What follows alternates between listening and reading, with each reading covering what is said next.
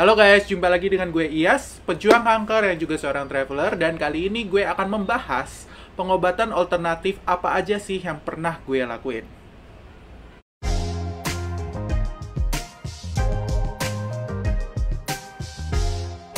Seperti video sebelumnya, gue pernah jelasin pengobatan medis yang gue lakuin, dan kali ini giliran pengobatan alternatifnya. So, apa aja yang udah gue lakuin? Stay tune. Sebelumnya, jangan lupa untuk subscribe my channel, like video ini, dan hit the bell button. Thank you guys! Untuk video kali ini, gue lebih fokus ke pengobatannya ya, jadi bukan ke pola makannya. Apa yang gue makan itu juga adalah dari proses pengobatan alternatif itu. Karena kalau gue bahas dengan diet gue atau pola makan gue, itu kayaknya mendingan di video lain aja. Jadi gue bener-bener fokus ke pengobatan yang gue lakuin. Nah, tulis intermezzo dikit nih, biasanya kan gue pakai topi. Nah, ini gue udah nggak pakai topi gara-gara mau nunjukin rambut gue udah mulai tumbuh nih, meskipun ya numbuhnya masih agak tipis sih. Emang gue pertama bakat tipis, dan juga yang kedua ya gara-gara gue masih ongoing kemoterapinya, jadi otomatis pertumbuhan rambut itu terganggu. Sebenarnya sih dulu aja meskipun bakat tipis itu masih lebih tebel ya dari ini sebenarnya, tapi ya udah mulai tumbuh gini ya, udah lumayan lah ya. Oke, sekarang kita lanjut ke pembahasan pengobatan alternatif yang pernah gue lakuin. Jadi ini sih gue udah catat ya beberapa nih contekan gue nih. Soalnya ada beberapa yang nggak gue dokumentasiin, jadi gue takutnya lupa. Tapi kayaknya sih so far yang gue inget ini sih. Langsung aja ke yang pertama, waktu itu tahun 2017. Jadi gue berobat sama orang pinter di Bali.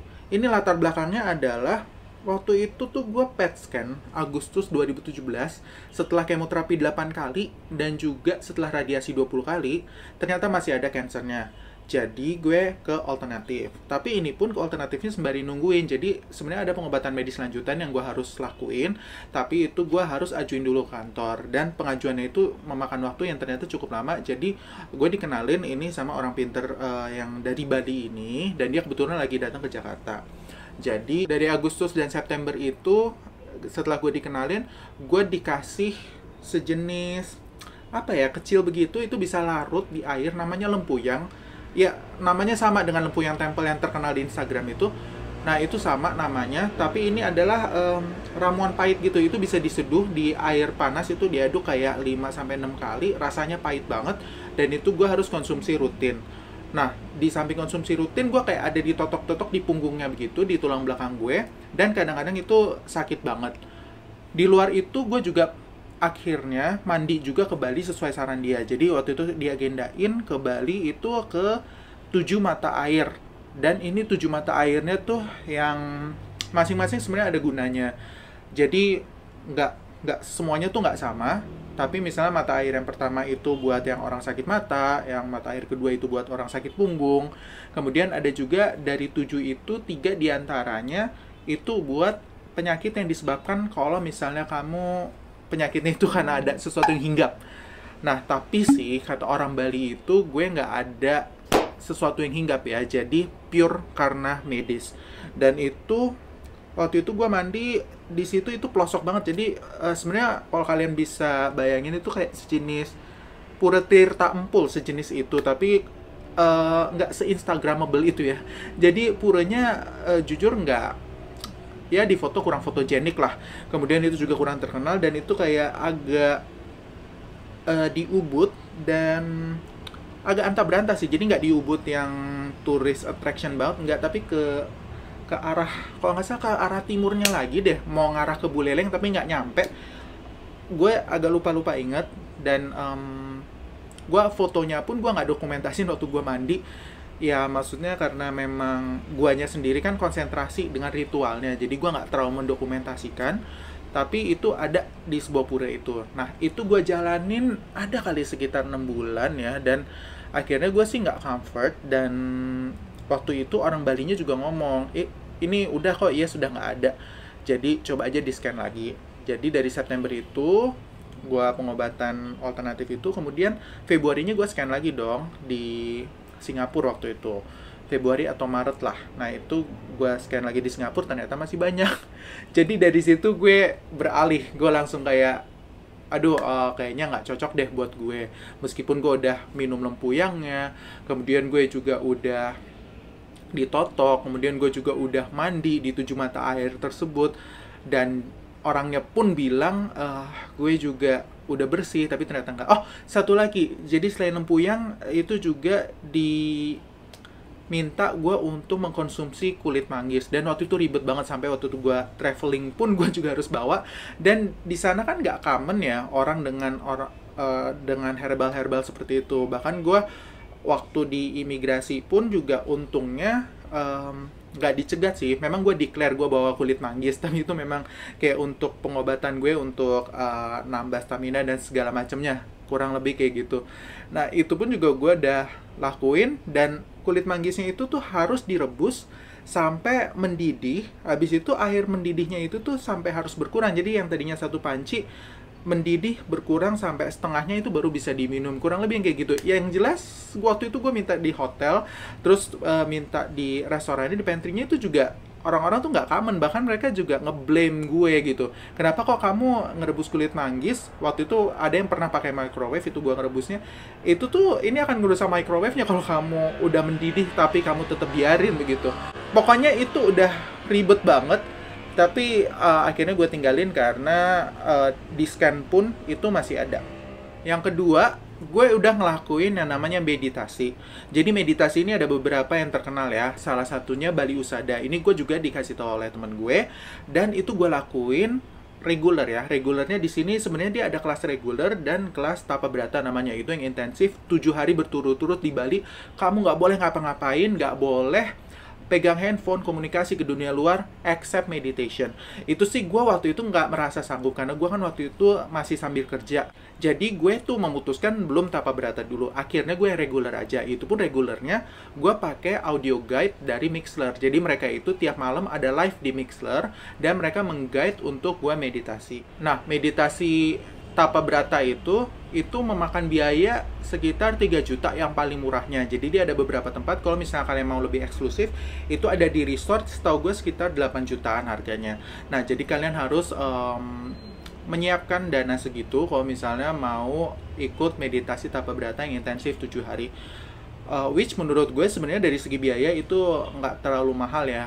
3 juta itu juga udah include kok kalian akomodasi dan makan. Dan di sana itu makannya itu katanya diatur juga, menunya banyakan vegetarian. Bukan banyakan sih, maksudnya semuanya vegetarian, jadi nggak ada daging. Kemudian kalian nggak boleh berkomunikasi di situ sama sekali. Nah, kalau mau yang agak lebih mewah dikit itu 8 juta memang di resort. Katanya sih makanannya lebih enak, sama suasananya ya mungkin agak lebih mewah aja kali. Tapi sebenarnya sih sama aja ya. Jadi kalian bisa menyesuaikan dengan budget kalian. Tapi gue sendiri ini belum nyoba kalau yang intensif. Nah itu gue lakuin padahal rutin loh. Cuma memang kadang-kadang gue lebih tenang tidurnya. Pikirannya gue lebih tenang, terus gue bisa lebih melepaskan apa aja kegundahan yang ada di hati gue. Cuma ternyata turns out juga tidak terlalu membantu kalau untuk kankernya. Lebih membantu untuk tenang iya, tapi kayaknya buat kanker belum ngefek sih. Nggak tahu, katanya ada yang kesaksian Tapa Brata intensif 7 hari di Bali itu langsung sembuh, ada juga. Cuma karena gue udah melakukan reguler gitu ya tiap hari dengan audio guide dari Mixler itu, kok gue ngerasa belum ada terlalu ngefek terhadap kanker gue. Akhirnya gue belum memutuskan lagi sih waktu itu ke Tapa Brata. Di samping memang jadwalnya juga belum klop juga sih. Yang ketiga, ada selimut listrik. Ini mungkin kalian dengarnya rompi listrik.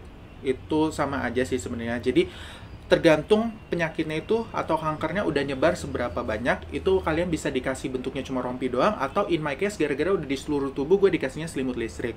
Nah ini by Sitek, dan kalau kalian pernah dengar namanya, ditemuin oleh Dr. Warsito. Jadi dia itu tuh sebenarnya bukan dia itu bukan dokter, jadi dia tuh ahli fisika, dan dia menemukan ini bahwasanya tumor itu akan mengecil kalau ada aliran listrik statis yang rutin dilakukan. Nah, gue udah melakukan hal itu lebih dari 3 bulan waktu itu ya. Jadi ini bisa kalian cek aja, itu alamatnya ada di Tangerang. Banyak juga sih yang sembuh, tapi gue udah coba dan ini sebenarnya sengsara ya. Jadi awalnya kayak cuma 10 menit, gue full armor seperti itu. Kemudian rasanya panas kayak sauna, tapi sauna yang dikekep gitu loh, bukan kayak kalian masuk ruangan sauna, bukan gitu. Jadi kalian dikekep oleh rompi dan selimut itu, nggak boleh gerak juga. Terus selama 10 menit diem aja gitu. Begitu itu dialirin listrik, Jadi kayak pakai listriknya itu ada sejenis baterai, itu nanti di on, kemudian baterainya rechargeable, dan itu dilakuin tiap hari. Tiap hari pun kalau bisa durasinya nambah. Jadi kalau misalnya ngantor, waktu itu gue akal ini adalah pagi-pagi sebelum gue ngantor gue selimut listrik, terus malam-malam sebelum gue tidur itu selimut listrik lagi. Frekuensinya pun juga sebaiknya waktu itu 4 kali ditingkatinnya. Jadi di tiap frekuensi itu juga ditingkatin waktunya. Kemudian frekuensinya itu juga awalnya kayak sekali, lama-lama nanti 2 kali, lama-lama nanti 4 kali. Dan di tiap-tiapnya tadinya 5 menit jadi 10 menit, makin lama deh, kayak waktu itu gue tuh akhirnya jadi 2 kali 30 menit akhirnya, sampai gue ketiduran sih waktu itu. Dan itu pun sebenarnya ketiduran agak miraculous ya, karena agak nggak nyaman dan panas kalau misalnya kalian lagi dibalut seperti itu. Dan akhirnya pun gue combine waktu itu saat di selimut listrik, itu kan panas ya, itu gue sambil dengerin meditasi. Jadi waktu untuk meditasi kan gue biasanya 1 jam. Nah, waktu 1 jam itu gue pakai juga sambil selimut listrik. Jadi udah sekalian tuh, itu combo banget. Udah selimut listrik, kemudian dari pikiran gue juga meditasi. Nah, selimut listrik itu gue pakai selama lebih dari 3 bulan. Hampir 6 bulan sih gue pakai. Jadi sistemnya kalian juga itu dipinjamkan. Dan ini biayanya juga nggak sedikit ya. Jadi kalau untuk kalian dipinjemin itu biayanya kurang lebih 20 juta.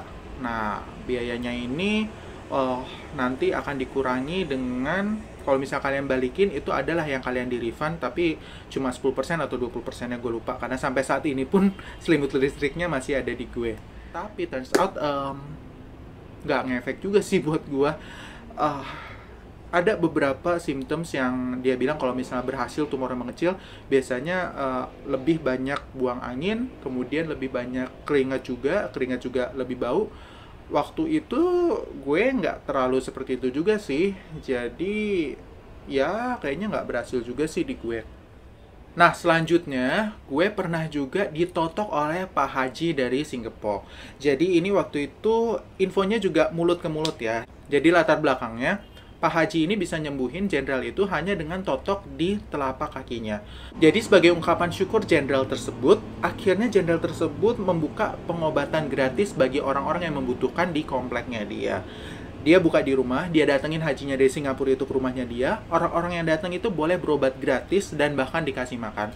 Nah, waktu itu gue juga tahu ini informasinya dari temen gue, karena ini mulut ke mulut banget ya. Dan ini tuh rame banget, mungkin karena gratis, dikasih makan juga, dan gue lihat sendiri sih, di situ banyak yang setelah ditotok, yang tadinya nggak bisa jalan, langsung bisa jalan. Well, gue amazed banget, dan gue tadinya quite high expectation ya di situ, gue ditotok langsung kanker gue hilang. Tapi gue 2 kali coba di situ, itu rasanya juga sakit banget. Tapi buat gue sih nggak ada seperti apa ya yang berubah. Gue juga scan tetap masih ada. Kemudian itu juga waktu ditotoknya itu benar-benar sakit banget, padahal itu cuma megang, literally kayak cuma nyentuh sebenarnya. Tapi kayak rasanya disetrum ada sesuatu, dan memang hajinya sih bilang kalau gue tuh udah kacau banget katanya di dalamnya, jadi memang harus beberapa kali. Tapi gue udah nyoba 2 kali dan itu nggak kuat ngantrinya saking ramenya. Akhirnya gue juga nggak lanjutin lagi sih, karena toh gue udah cobain 2 kali dan dia ada kasih ramuan, bukan ramuan, kayak kapsul gitu. Itu herbal juga sih katanya, harus itu yang diminum. Tapi ya karena gue cuma 2 kali dan gue nggak kuat lagi ngantrinya, itu super rame, bikin gue juga capek. Dan setelah 2 kali itu gue nggak terlalu ngerasa ada perubahan, akhirnya gue juga gue tinggalin juga yang ini. Selanjutnya gue pernah ditotok sama Shinsei di Tangerang. Ini sekitar tahun 2018 ya, dan ini udah kuartal ketiga atau kuartal keempat. Jadi setelah ditotok sama dia, itu gue juga kayak ada dibalurin minyak dari Australia, katanya dia beracun. Jadi jangan sampai gue megang minyak yang dia balurin terus gue accidentally kucek mata, itu nggak boleh karena bisa nyebabin buta. Gue sih serem banget ya waktu dibilang kayak gitu, dan gue berharap ya ada efeknya lah. Tapi ternyata efeknya tuh sakit doang. Jadi minyak yang dibalurin itu sakit banget, dan dia bilang kalau sakit itu tandanya lagi bekerja minyaknya. Gue sih ya diaminin aja waktu itu. Dan waktu itu gue juga nyoba gara-gara gue lihat videonya di YouTube. Ini ada recommendation video gitu. Kemudian gue lihat, gue klik, terus nggak terlalu jauh juga tempatnya di Tangerang. Nah, ya udah gue kesana. Ini pun pendaftarannya tuh ribet ya, karena dia tuh sistemnya sehari sebelumnya tuh harus daftar. Kemudian di hari H-nya itu juga harus daftar ulang, dan itu bahkan ada tamu yang telat kemudian dia nggak mau terima lagi, dan sehari itu cuma terima 20 pasien. Bayarnya sukarela memang, ya terserah kalian, nggak ada minimalnya, bahkan kayak cuma sejenis apa kayak kotak sumbangan gitulah, tertutup bahkan nggak transparan, kalian tinggal masukin aja ke situ, orangnya juga nggak ngelihat. Ini sinsenya memang pure kayaknya dia sukarela. Tapi sekali lagi, waktu itu gue malah makin sakit. Kalau yang ini bukannya gue nggak scan atau gimana ya. Jadi sebenarnya waktu dia totok itu, kemudian dia kasih minyak, gue setelah itu nggak ada scan, tapi gue ngerasa lebih sakit. Dan waktu itu hampir gue jadi yang nggak bisa jalan. Jadinya dari situ gue udah mikir, aduh nggak ada yang ini kayaknya nggak cocok juga. Akhirnya gue skip lagi, move on ke selanjutnya. Pengobatan alternatif selanjutnya yang pernah gue coba itu adalah Dr. Greta Zahar. Ini alternatif ya meskipun dokter, karena ini yang paling agak aneh sih, terapi balur divine kretek. Jadi gue sampai waktu itu datang ke Jogja, dan ini sorry itu saya tempatnya zonk banget. Jadi gue mikir tempatnya sangat otentik bisa dibilang. Gue mikir tempatnya minimal bersih lah, tapi ternyata nggak terlalu juga gitu ya. Waktu datang sih gue sebenarnya udah agak mikir ini bener di sini gitu kan. Tapi akhirnya gue sih tetap jalanin juga karena banyak kesaksian yang bilang oke sih ini terapi, jadi beda dari yang lain. Dan memang beda karena lihat aja ini, kalau ini gue masih simpen gambarnya. Ini difotoin sama bokap gue kayak salmon yang diasepin. Gue rasa sih gue tinggal dikasih mentai udah jadi salmon mentai nih. Itu gue digulung pakai sejenis aluminium foil, terus gue diasepin dari bawah, terus ditepok-tepok pakai lap yang direndam oleh air panas, terus habis itu juga diasepin lagi, terus dibalurin kopi, terus habis itu juga ada beberapa tahap dibalurinnya. Jadi tahap pertama dibalurin dulu terus diasepin sedikit doang, tahap kedua jadi salmon mentai itu tadi, terus tahap ketiga juga pokoknya ini ada yang bikin gak nyaman juga sih. Jadi ada yang dimasukin dari sorry to say dari lubang anus kalian. Itu ada juga yang dimasukin kayak sejenis ramuannya gitu. Kemudian diasepin juga sama orangnya. Jadi orangnya nanti ngerokok gitu, terus kayak dia tiup literally ke muka gitu. Gue sebenarnya waktu udah pertama kali gitu agak mikir ya, ini gue lanjutin apa enggak, karena itu harus 3 hari berturut-turut ternyata. Jadi ya udah gue coba 3 hari berturut-turut. Kemudian 3 hari berturut-turut itu sama kayak gitu prosesnya. Gue literally nggak nyaman banget. Badan gue juga gimana ya, gue nggak merasa better atau gimana, yang ada malah gue kan orangnya panasan. Diasepin begitu gue makin berasa panas dan berasa gimana ya, perih-perih, terus nggak nyaman, terus apalagi tepok-tepok gitu, pokoknya nggak nyaman banget deh. Kemudian juga setelah dari situ kalian dibekalin macam-macam, dibekalin kopi untuk kalian balur saat mandi, itu harus didiemin dulu lah 30 menit baru dibilas. Kemudian juga dikasih kretek, rokok ya, rokoknya tapi bukan yang ada nikotin. Jadi katanya sih mereka udah mengklaim nikotinnya itu udah mereka buang. Kemudian ini ada herbalnya sendiri, ramuan dari mereka. Itu di rokok ada nomor-nomornya. Jadi mereka kasih kayak ini, gue waktu itu kalau nggak salah dapatnya nomor 2, let's say 7, dan ada urutannya mereka kasih. Jadi rokok nomor 2 misalnya untuk ngebuka cakra dulu, nanti kamu baru besoknya ngerokok yang nomor sekian untuk apa. Nah, untuk terapi balur ini sebenarnya juga nggak terlalu mahal ya. Jadi kalian siapin, di sana juga jaringannya agak susah, jadi kalian siapin aja mendingan uang cash. Untuk 3 hari itu biayanya seingat gue 1 juta, ditambah nanti kalian segala macam yang dibekalin kayak rokok, terus habis itu kopi yang dibalur, itu juga another 1 juta. Jadi siapin aja 2 juta, itu udah cukup lah, sekitar 1 komaan. Nah itu nanti cukupnya sebenarnya cuma untuk sebulan, jadi nanti kalian akan harus balik lagi. Tapi itu nggak termasuk akomodasi kalian di sana ya. Jadi kalian sih kalau di sana itu ada penginapan juga, tapi gue nggak recommended banget sih penginapannya. Jadi mending kalian balik ke kota Jogja, itu sekitar 1 jam dari lokasi itu, nginep di Jogja, besoknya balik lagi, back and forth gitu aja menurut gue sih. Apalagi kalau misalnya memang di sana punya kenalan atau misalnya ada rental driver, mendingan itu aja sih.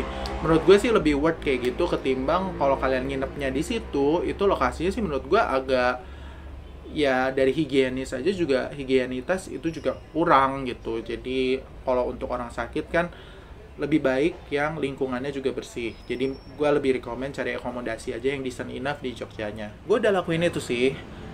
Cuma setelah itu kan sebenarnya disuruh datang lagi, dan ternyata gue memutuskan untuk nggak sih, gara-gara gue setelah itu nggak lama memang gue di scan dan ternyata kankernya juga masih ada. Jadi udahlah, gue nggak nyaman, gue tidak merasakan ada perubahan, badan gue nggak lebih enak juga. Ya udah deh, akhirnya gue nggak lanjut juga gitu, karena prinsipnya gue itu akan melanjutkan pengobatan kalau ada fungsinya. Ya selain waktu dan tenaga, itu kan kalau misalnya udah terbuang, udah kita usaha, tapi ternyata dibuktikan secara dokumen dan juga dengan diri kita sendiri ngerasanya itu nggak ada perubahan, yang ngapain dilanjutin gitu kan. Dan gue sih nggak konyol ya, maksudnya gue cuma kayak nyobain sehari doang terus kayak udah I'm quit gitu, enggak. Tapi gue biasanya tuh memang udah nyoba lebih dari sekali, dan itu dibuktikan dengan dokumen yang di scan atau dengan perasaan badan gue seperti apa. Kalau misalnya memang ternyata itu nggak ngefek, apalagi yang paling lama itu yang gue sama orang Bali itu 6 bulan, tapi ternyata dibuktikan dengan scan juga masih ada, akhirnya gue nggak lanjutin lagi. Dan sampai sekarang sih pengobatan-pengobatan alternatif, meskipun orang lain mungkin banyak yang cocok, tapi buat gue sih kayaknya nggak cocok ya. Jadi ini ada juga beberapa saran dari berbagai sumber ya, yang pengobatan alternatif ini, pengobatan alternatif itu yang belum gue coba, itu gue thanks banget. Tapi untuk sekarang gue belum coba dulu karena gue memang masih ongoing untuk kemoterapinya. Itu dia pengobatan alternatif yang gue lakuin selama ini dari tahun 2017 sampai tahun 2020 sekarang ya. Tapi terakhir pengobatan alternatif kan 2019, berarti dari 2017 sampai 2019. Moga-moga info ini bisa berguna untuk kalian, bisa kalian consider juga. Mana tahu kalian mau nyoba atau kalian mau nanya-nanya lebih lanjut dulu ke gue, silahkan aja, boleh di kolom komentar atau DM langsung ke Instagram gue. Moga-moga kalian juga suka videonya, dan sampai jumpa di video selanjutnya. Bye-bye!